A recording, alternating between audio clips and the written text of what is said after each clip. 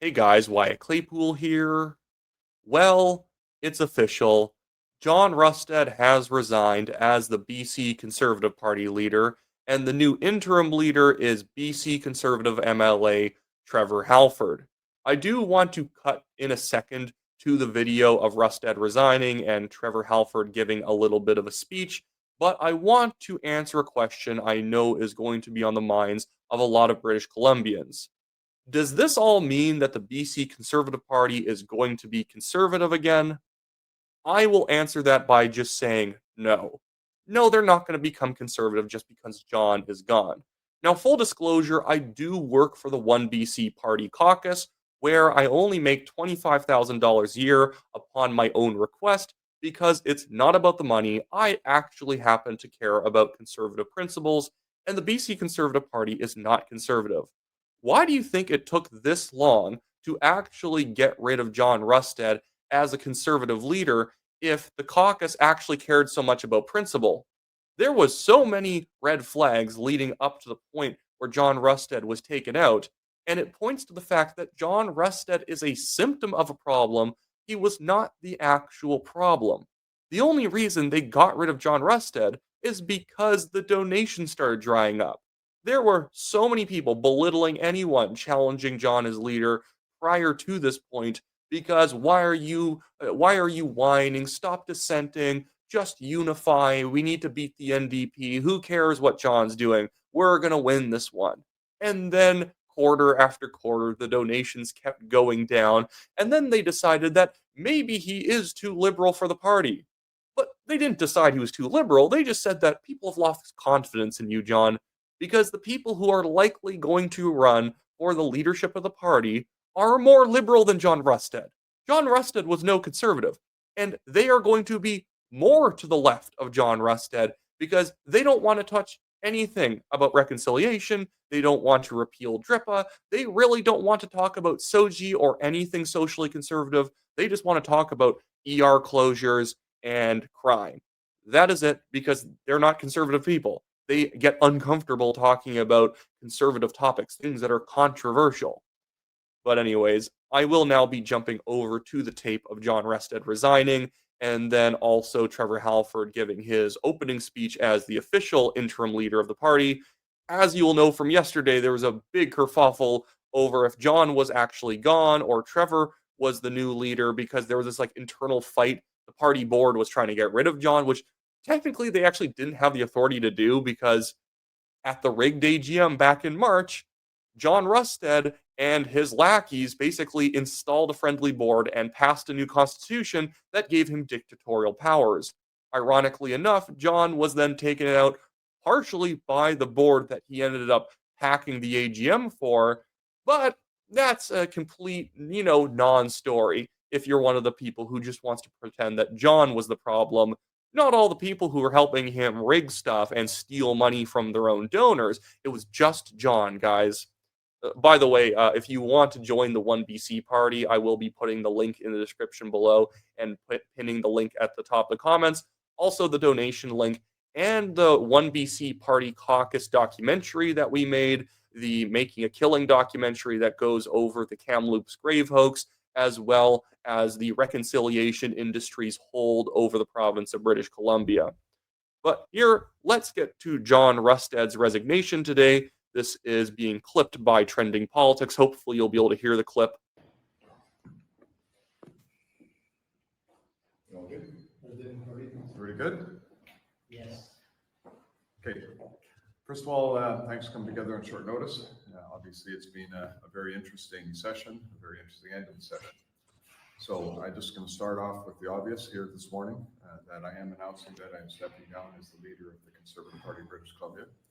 I will be remaining as an MLA and carrying out the work that needs to be done with regards to representing my riding of the Chalk Lakes. So yeah, John is leaving. He is going to be staying on as an MLA, but yeah, he is no longer the leader. He has made that official today.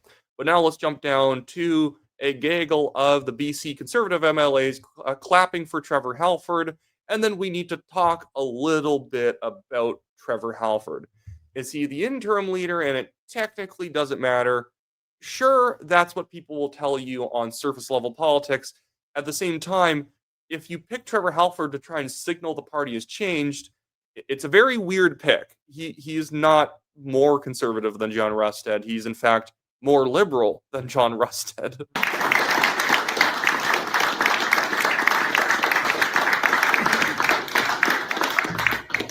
Thank you, guys. I just want to begin with a couple quick things, if you'll allow me. Number one, you'll see that not all of us are up here today. We do have some people that are away. Actually, a few people have actually left. They had leave to attend Christmas concerts with their kids, which I'm looking forward to going to mine this weekend. So, but we're feeling good. And but I did want to take this time, really, I've known John for over 20 years. When I first came in this building and started as an ALA, assistant legislative assistant, the word assistant twice in my title, John was there. And John has been a friend, he's been a mentor, and he's gotten us to this place. And we have a duty to him, we have a duty to British Columbians to get us to that next chapter. And we can talk. It's just this kind of dumb, happy talk that, oh my goodness, guys, John, he made some mistakes, but it's so great that he brought us to this point. It's so great, blah, blah. And I used to like John Rustad before the provincial election because, at times he actually showed maybe he has instincts as a real conservative and he's going to go stay the course. But after not winning the last election, I heard in the background, he's like, well, we lost because there's too many far right people around. That's why we lost. It wasn't because we ran a campaign that didn't actually run on a tax cut or anything that people wanted, and it just sounded like basically tinkering around the edges. Would it have been better to have a conservative government than an NDP government? Sure. But the only way a conservative government's going to get in is if they're actually conservative, because voters have dignity and they do not show up to cast ballots for people who want to change things a little bit. They want real, full fat reform. They do not want people showing up and saying, how about we just crank down the top level tax rate by 0.25%? Is that good enough? You actually need someone to get into office who's going to make substantial changes, or voters are just not going to have the energy to even show up. That's how OneBC literally has gone from 0% in the polls to being between 5 to 8 points. I think we're probably actually higher at this point. In a very short amount of time. In fact, growing faster than the BC Conservatives did when John Rustad had first joined them and become the interim leader after Kevin Falcon had kicked him out of the BC Liberals. It's funny that part of the story of Rustad is after the election, he then pulled a Kevin Falcon by getting rid of Dallas Brody for effectively the same reasons. Oh my goodness, he has said that Dallas Brody, just like Rustad, had said something unkosher about climate change or about the Kamloops grave hoax. Parties get so crazy about oh my goodness, this person's off messaging. We have to get rid of them because they are not being disciplined. Okay, Dallas was also saying something that everyone agrees with and wants to hear politicians say. If it was up to all these idiots who are saying that Dallas should be kicked out, the party would basically still have John Rustad leading it. The thing is that the only reason that they got rid of him again was the donations dried up. These people don't actually care about the principle. Because, guys, John Rustad, after the election, shifted the party's ideology more to the left. He rigged the AGM. He kicked Dallas Brody out of caucus. The party then had a leadership review process and vote that was completely messed up, in which everyone was still encouraging people to go vote for John. All these MLAs were still backing John, despite all of the problems. I would have MLAs talk to us, and they would say, well, it's better now. Things have calmed down. And it's like, no, nothing's gotten better. What are you talking about? And they're basically just saying because they're being more compliant, John's being nicer to them, so maybe we should just let him be leader. The same thing is going to happen. Do you know the sort of people who are going to try and run to replace John Rustad? It's people like Gavin Dew, Bruce Banman, Peter Millibar, Eleanor Sturko. Caroline Elliott is considered some new right-wing type person who can lead the party. She's Kevin Falcon's sister-in-law. She was a BC United loyalist until 5 seconds ago, and now people think she's on the cutting edge of politics because every once in a while she'll copy something that Dallas Brody says and not attribute it to her. On her own Substack, She was talking at one point about a OneBC bill. I think it was the flag bill, or it was getting rid of land acknowledgements or something like that. And she refused to actually name it as a OneBC bill. She just kept saying there was a bill in the legislature because she's just a party loyalist. She just wants to be the leader. She's also really boring, so I don't think she's going to win. And she's one of the more technically conservative options. But the entire leadership race in the BC Conservative Party is going to be a bunch of old BC Liberals who thought the party was too right wing under John Rustad. I am not kidding. I've been told this multiple times by different people, staff members, and MLAs from the Conservative Party, that Trevor Halford, the current interim Conservative Party leader, thought that Rustad was too right wing, that he was too controversial, and we needed to kind of like tone things down a little bit. And remember, Halford was one of the guys who was formerly a BC Liberal MLA who crossed the floor right before the election in order to not get absolutely swamped as an independent like some of his colleagues ended up doing. This is a photo of Trevor Halford kneeling down and taking a photo with Eleanor Sturko and Kevin Falcon with a bunch of furries. This guy's not very conservative. It was embarrassing enough that Populism Updates, which is just kind of an international account that like posts a lot of really cringy stuff that politicians do, plus celebrating more populist politicians. They took the time to mock Trevor, Eleanor, and Kevin for this because it is quite ridiculous that we have politicians who are supposedly, even back then, they were supposedly on the center right, but they're taking photos of people in fetish costumes. It's all so tiring. Again, you guys should go check out the Making a Killing documentary that the OneBC Party released. Do you think any of these people are going to start doing things against the reconciliation industry? They're going to start talking about Soji or any of this stuff? No, the BC Conservatives every single day only ask about a handful of issues. Actually, a handful's generous. A handful implies like there might be like 8 or something. No, they talk about basically 2 or 3 issues. There'll be the occasional economy issue, something about ER closures or safety in the hospitals for nurses, and then there will be crime and drugs. Those are the only things that they actually talk about. Everything else is so too risque to talk about. Oh my goodness, you can't talk about DREPA and the reconciliation industry that's destroying the province.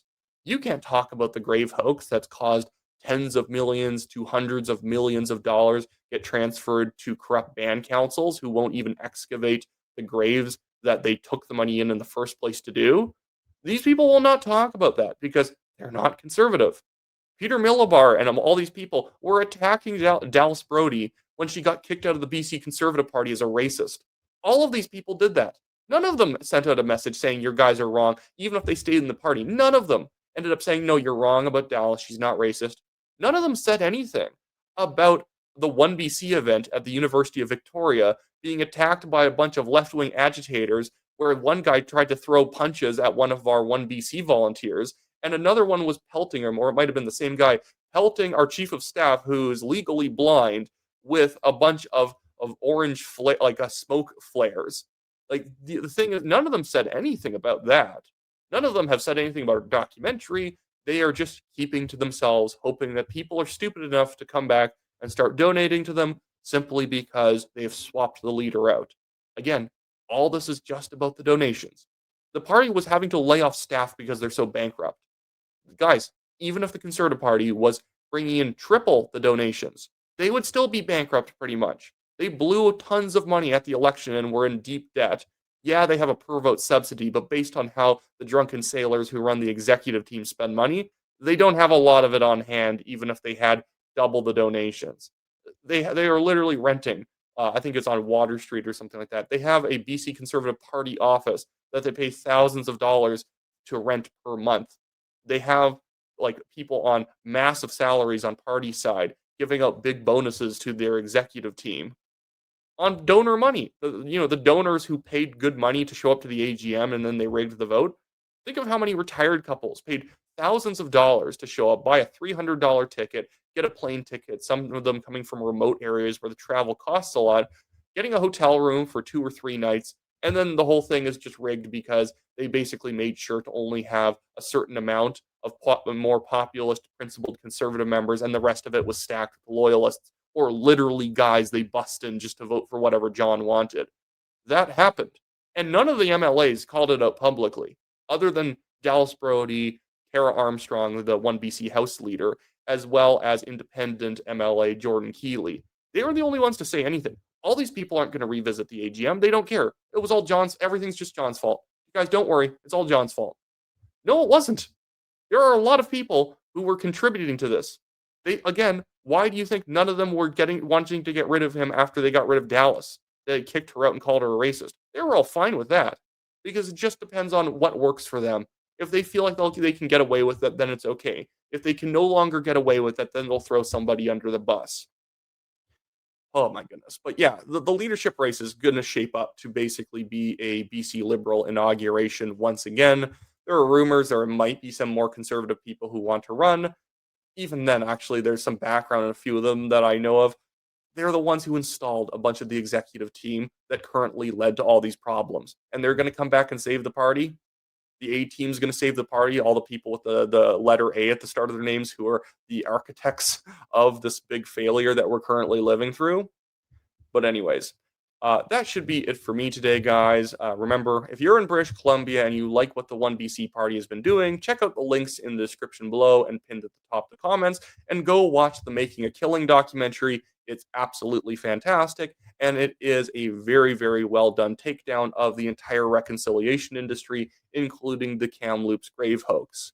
Anyways, with all that being said, thank you guys for watching. Like, share, subscribe, and I'll see you all later.